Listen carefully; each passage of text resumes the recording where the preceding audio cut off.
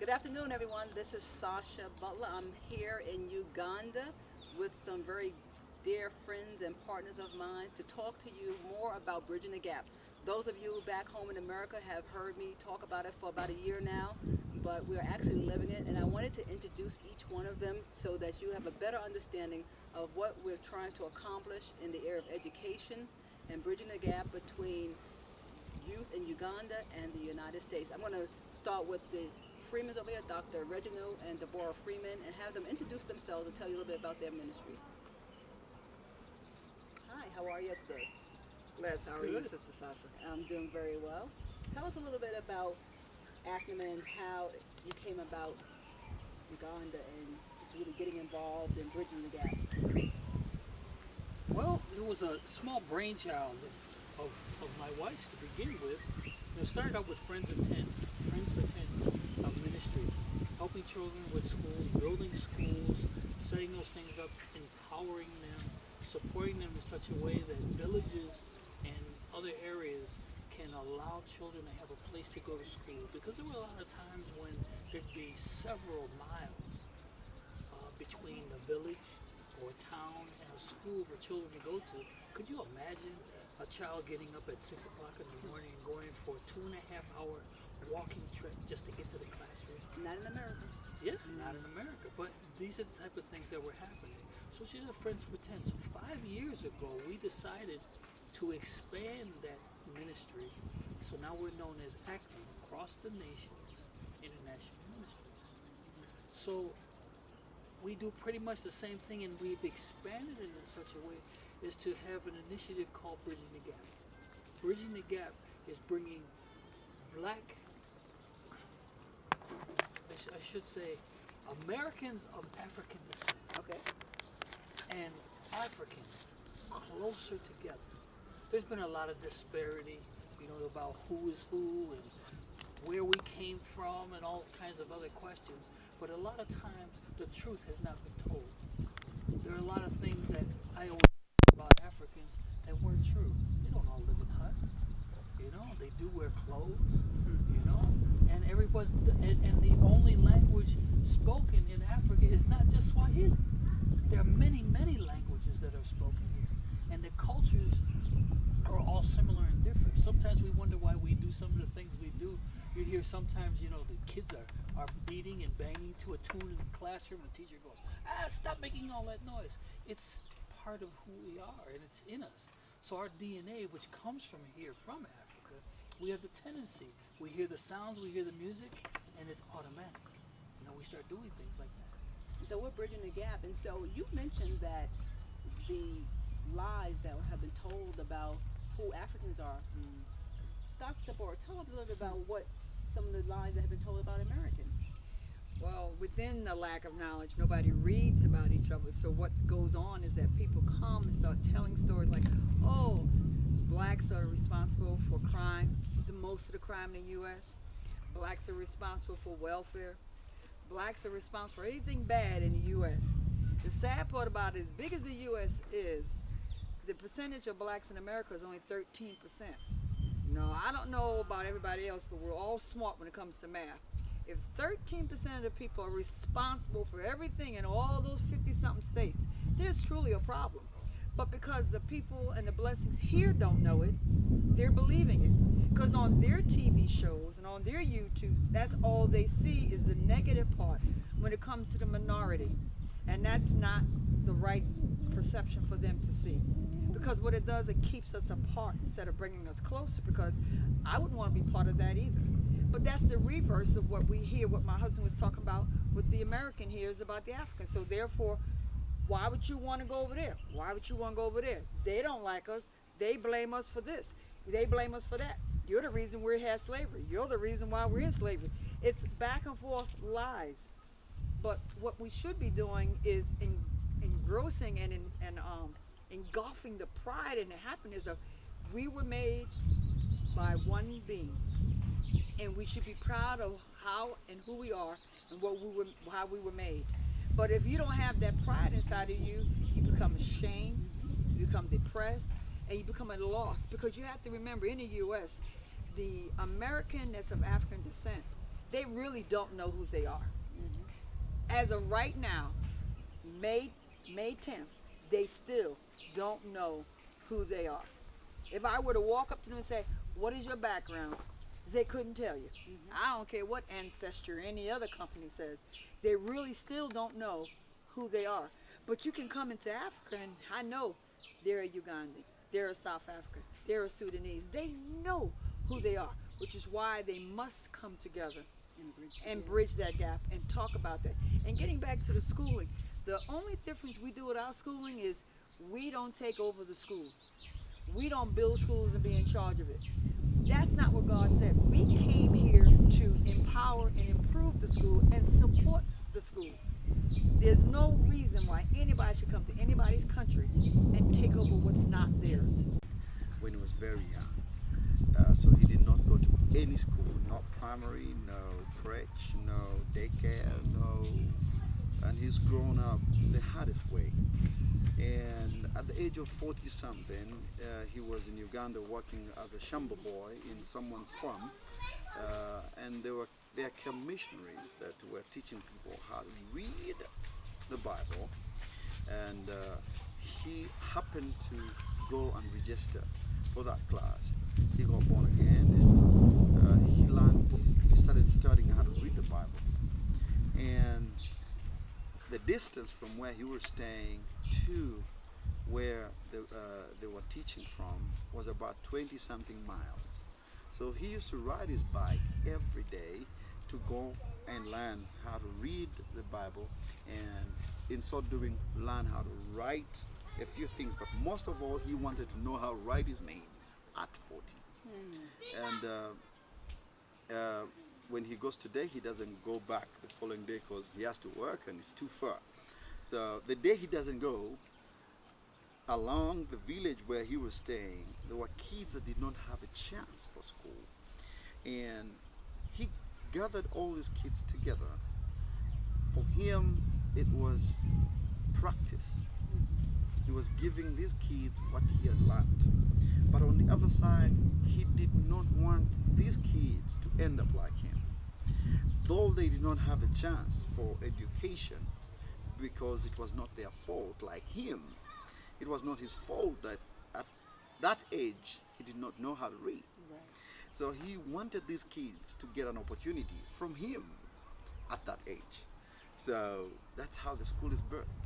Not to make money, but to give back to the community. And we have been with this school since it started until today. And now that he's late, I'm standing in his shoes. And we have over 700 kids that we have in this school. And about 100 or so are full 100% care. And sometimes it's hard because someone would ask me, where do you get whatever to feed these kids, to take care of these kids? And the answer is I don't know. But just to But I clarify, try the God. 700 a day of students you service. Most people watching this think 700. They said that's not a large number, but you're talking about 700 a day. Yes, yes. You know, and it becomes way too much. And we don't know how we manage, but somehow God brings people like you, like Dr. Deborah and Reggie, and they come, like she said. When I met them first time, I was like, okay. And they said, we've not come to own your school. We want to support the vision God has given the community. So we do that. We support these kids.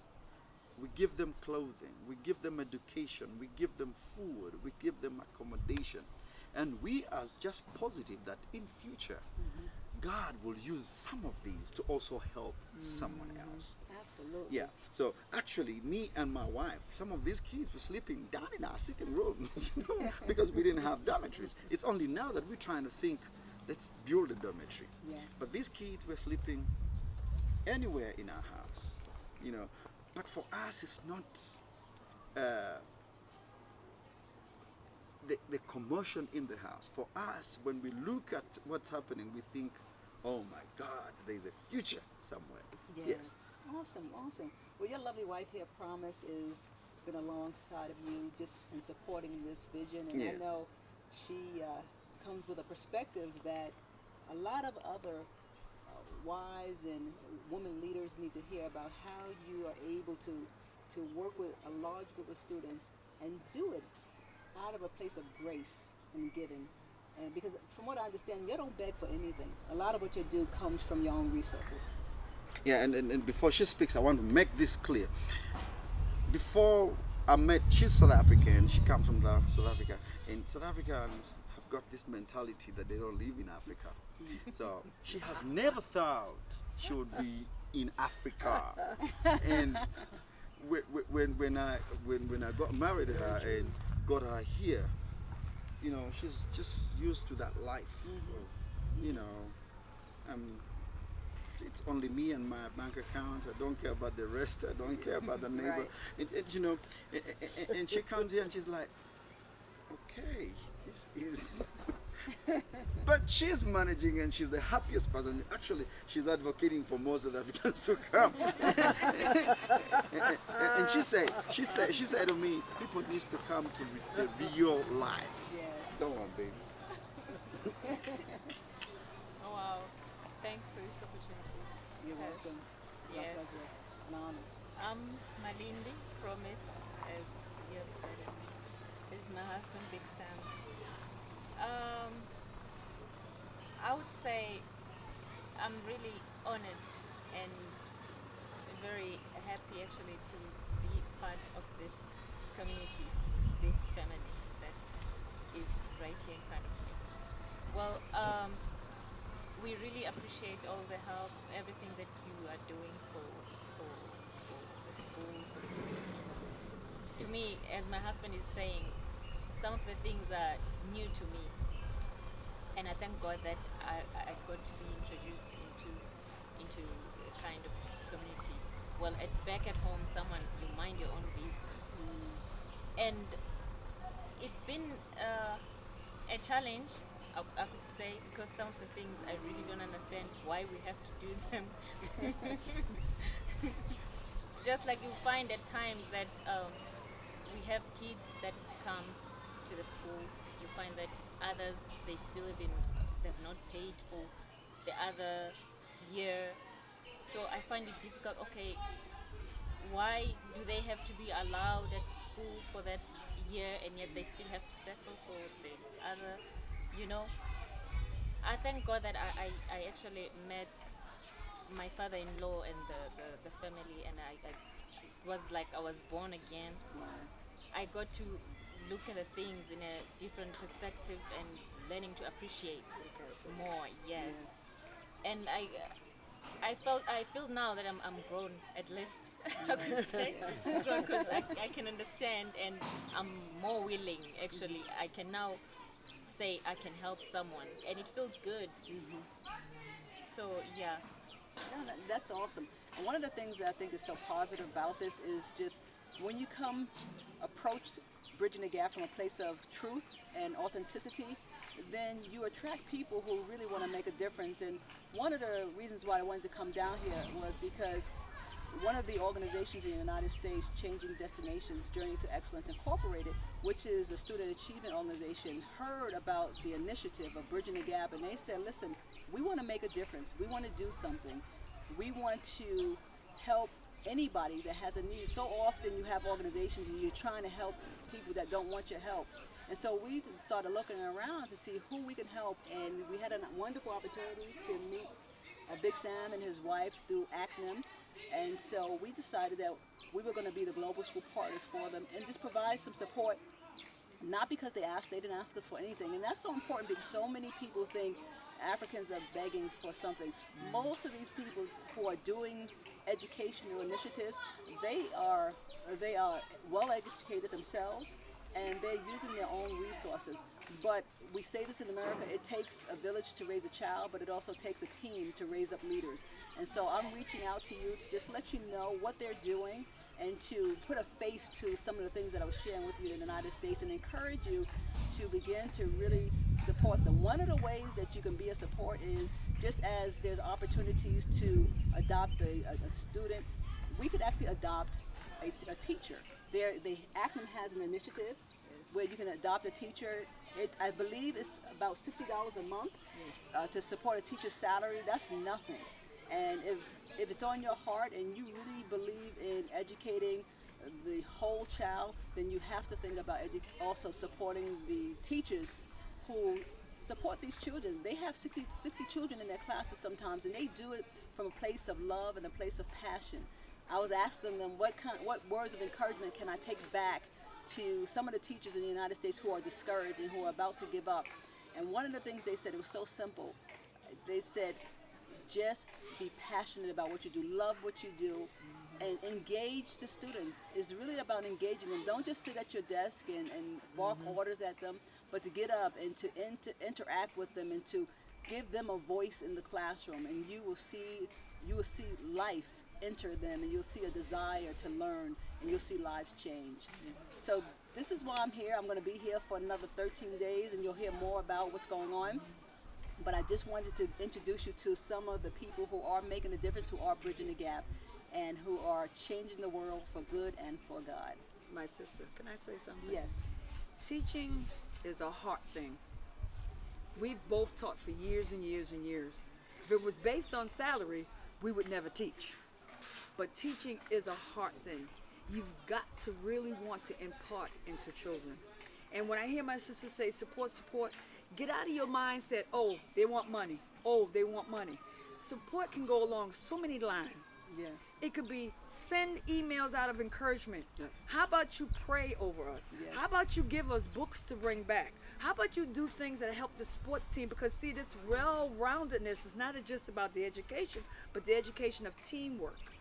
How about the fact, yes, checks are one thing, money is one thing, but how about just give yourself to a school that knows you care? The biggest thing we've learned in Bridging the Gap is people think nobody cares, or they don't love them because of who they are or what they've been told that they're not. Yes. But when you get a group of people together that really show that we love, just like you see the passion of what we're doing, just like the passion of Christ when he died for us, well, the passion is in us, that the worldly stuff inside of us has died and the spiritual side has come out, that we can bless these children and know that we are being taken care of by God as long as we continue to do what he has asked us to do.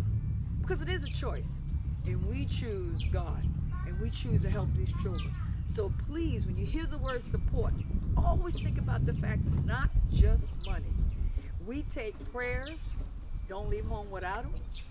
We'll take anything you want to bless us with. Contact through our sisters, brothers, any of us. We'll make sure it gets here to Uganda. Yeah. And you can actually contact us in two ways. You can go to acnomusa.com or changingdestinationsjte.org. Thank you so much for your time, and it's been a blessing being here, and I'm looking to sharing more about